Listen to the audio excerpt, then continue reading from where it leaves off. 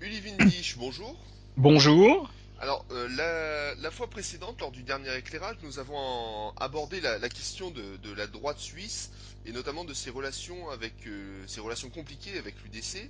On a pu voir notamment que la droite suisse avait tendance à haïr l'UDC tout en cherchant à la récupérer.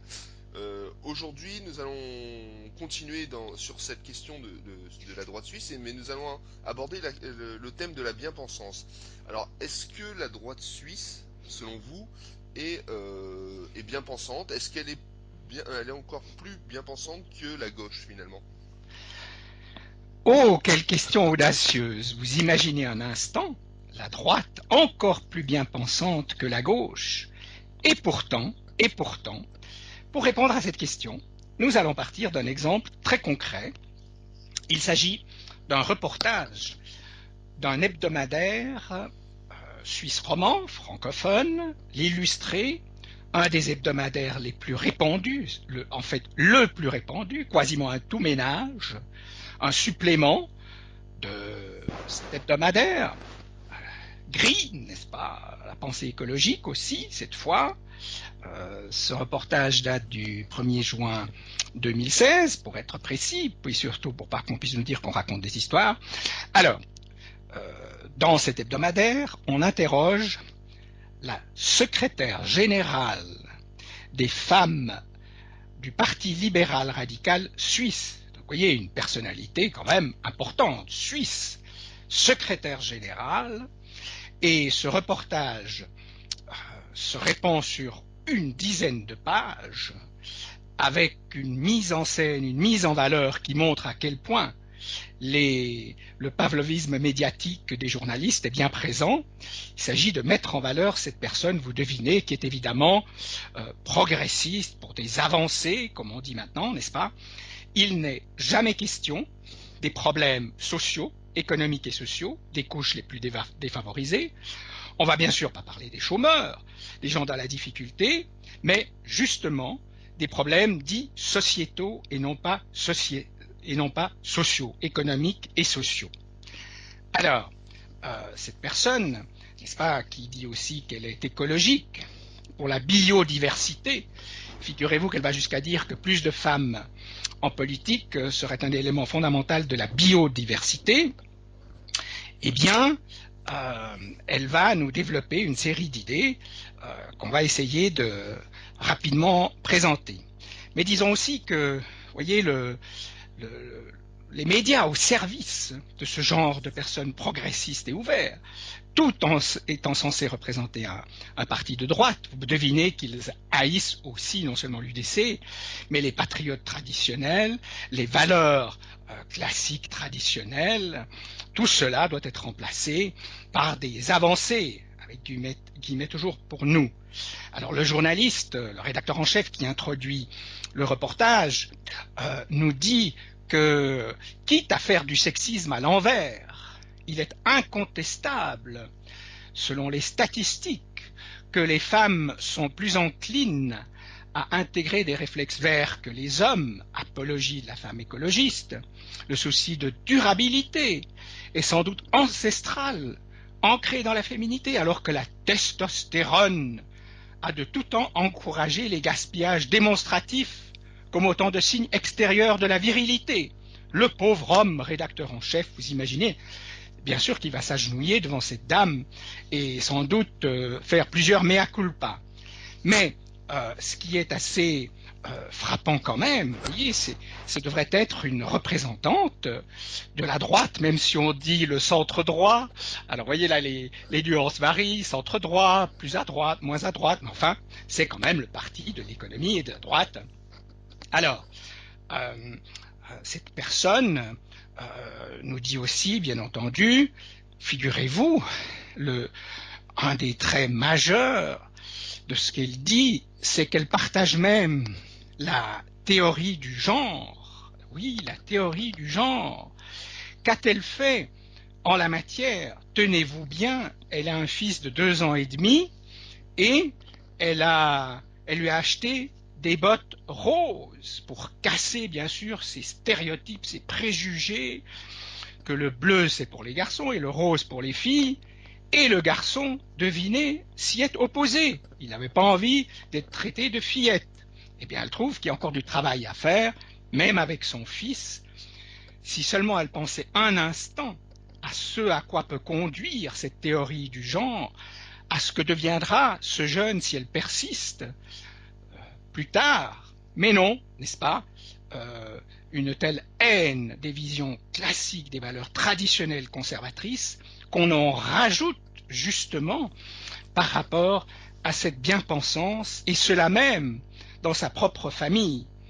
Elle parle du mari tout à la fin, on se demande quel rôle il joue, on y fait à peine allusion, mais enfin voilà, on en dit quand même un mot. Alors, disons aussi que cette femme, n'est-ce pas, à l'avant-garde, bien entendu, des avancées, on nous la présente avec au moins 7-8 tenues d'habits de luxe, exemplaires, différents. Alors voilà, ça doit être très écologique que cela, que de dépenser des sommes considérables, même si on dit, bien sûr, s'approvisionner dans des magasins bon marché. En la regardant, disons, on se dit qu'il y a quelques doutes là-dessus. Donc on la met en valeur. Si vous voulez, c'est plein de contradictions dans ce qu'elle dit. En plus, évidemment, elle est pour l'égalité, et on voit qu'il y a en réalité quantité de... on prône au contraire, et on rejette ceux qui sont différents par les valeurs. On s'en moque comme il se doit. Et alors vous avez ce genre de personnes-là à la tête comme secrétaire général d'un parti de la droite suisse classique, historique, fondateur de la Suisse. Mais voyez, ça ce n'est qu'un exemple. Il y a également, cette fois un autre journal, et un journal d'un canton, certains cantons suisses ont leurs propres journaux, ici c'est le même parti libéral radical, n'est-ce pas, toujours visiblement, qui veut être à l'avant-garde des avancées, être ouvert, progressiste, n'est-ce pas, à tout va. Eh bien, ce journal qui s'appelle Tribune, du canton de Vaud, francophone, voilà, eh bien, il y avait avant un rédacteur en chef qui voulait aussi un peu d'anti-politiquement correct et avait invité un journaliste ami à moi et moi-même à faire une chronique avec un ton un peu différent, évidemment, pour une vision moins politiquement correcte, puisque nous luttons là contre. C'était une façon aussi de nous donner une parole plus large. Eh bien, un beau jour, nous avons reçu une lettre nous disant que nos articles seraient publiés plus tard. En fait, c'était tout simplement la volonté de nous virer, et le rédacteur en chef a été remplacé par une femme, elle aussi, bien entendu, progressiste, ouverte, n'est-ce pas, qui se moque des conservateurs, pas seulement suisses, mais européens, dans un article un peu, qui se veut sans doute un peu décontracté, ironique. Elle commence en disant « Si on était membre de l'Union européenne, devinez tout ce que nous pourrions faire. » Vous voyez, alors que la Suisse n'est pas dans l'Union européenne, n'en veut en aucun cas, et qu'en ce moment on parle de Brexit, là, on rêve encore de cette Union européenne dont personnellement j'espère qu'elle va s'effondrer au plus vite pour construire une vraie Europe. Eh bien, cette nouvelle rédactrice en chef se moque bien sûr aussi de certains hommes politiques étrangers. Viktor Orban devient un obsédé des barbelés. On critique bien sûr la Pologne. Quant aux Américains, on prend l'exemple des candidats conservateurs républicains qui, n'est-ce pas, on les résume en disant on se met à leur place, tous des anti-avortements, anti-étrangers, anti-pauvres, pro-armes, pro-religion, la fine fleur de la finesse intellectuelle et morale en somme. Alors, vous voyez cette caricature, on pourrait penser que c'est la gauche ou l'extrême gauche qui parle là. Non, c'est le parti fondateur de la Suisse, en principe de droite, et vous voyez que cette maladie de la bien-pensance, des avancées, comme on dit, n'est-ce pas, touche à fond la droite, et sur les thèmes actuellement en discussion, vous voyez, qui évite de parler des vrais problèmes dont souffrent pour une grande partie de la population, par millions, certains chômeurs dans des pays voisins, eh bien, on parle constamment maintenant du mariage homo, de l'adoption des homosexuels, de l'enfant de l'autre. Ces lobbies ont un poids énorme et sont appuyés par ces partis bourgeois. La GPA, bien sûr, qu'on en parle aussi. Les LGBT, on n'en est pas encore, je pense que tout le monde a proposé des toilettes spécifiques pour les LGBT. Néanmoins, cette personne d'ailleurs, la première, n'est-ce pas, qui a mis des bottes roses à son fils, qu'il a refusé, est une fribourgeoise. Et voilà qu'un journal fribourgeois, autrefois catholique, conservateur, de même que le journal La Liberté, fait un gros titre en disant « Les transgenres reconnus à l'université ». Vous imaginez le progrès pour l'université, oui, mais pour le monde entier sans doute, pour tout le monde. Donc tout le monde se complaît dans ces thèmes dits sociétaux par opposition aux problèmes économiques et sociaux graves. Il y a de quoi sérieusement s'interroger lorsque les partis dits bourgeois et de droite en sont à ce stade et effectivement, est-ce qu'ils ne sont pas encore plus à gauche que la gauche sur ces sujets? Est-ce qu'il finalement il existe encore un clivage droite-gauche? Est-ce qu'on n'est pas passé à autre chose aujourd'hui où finalement il y aurait d'un côté on pourrait dire un groupe politique mondialisé, progressiste, et de l'autre côté les conservateurs, les enracinés, les identitaires. Alors écoutez, l'opposition existe encore très clairement, mais justement, vous comprenez, la vision traditionnelle conservatrice, mais en fait il faut savoir que pour qu'une société soit vivable et viable, n'est-ce pas, on doit toujours se baser sur les traditions et être conservateur pour être plus progressiste, plus en avance, pour arriver mieux à s'adapter. Mais ça, que voulez-vous pour accepter ça? Eh bien, en ce moment en Suisse, vous avez un parti clairement conservateur, c'est l'UDC. Et à l'intérieur des partis bourgeois classiques traditionnels, vous avez des clivages. Mais les clivages existent bel et bien.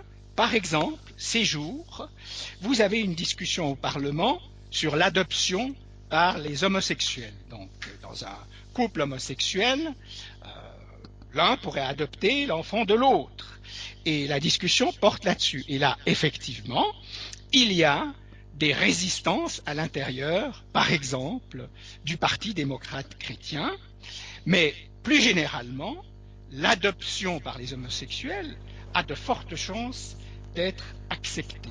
Donc je pense qu'il y a un véritable courant que très peu de gens osent s'opposer ouvertement, fermement, car ce qu'on ne montre pas assez, c'est que, si vous voulez, derrière ces prétendues avancées, il y a une véritable déconstruction de toutes les valeurs essentielles de notre société, et cette déconstruction aboutit à une vraie destruction de nos valeurs essentielles. On ne veut pas s'en rendre compte, donc vous devinez qu'il y a un travail énorme à faire pour tenter de redresser la situation.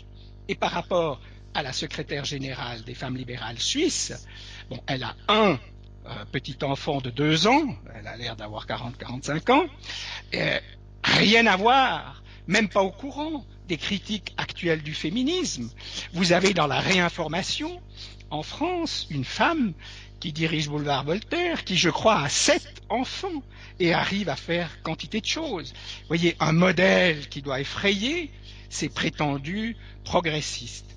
Mais ce qu'on peut dire, c'est que le combat de la réinformation et de la lutte pour des valeurs qui ne sont pas, si vous voulez, des valeurs rances, rétrogrades, mais fondatrices de la société, pour arriver à montrer cela, il faudra encore énormément travailler et par opposition, si vous voulez, par opposition à ces gens et cette personne, n'est-ce pas, secrétaire général d'un parti national, n'est-ce pas, là, c'est Narcisse ne recherche pas son image dans le reflet de l'eau ou le miroir, mais dans les médias.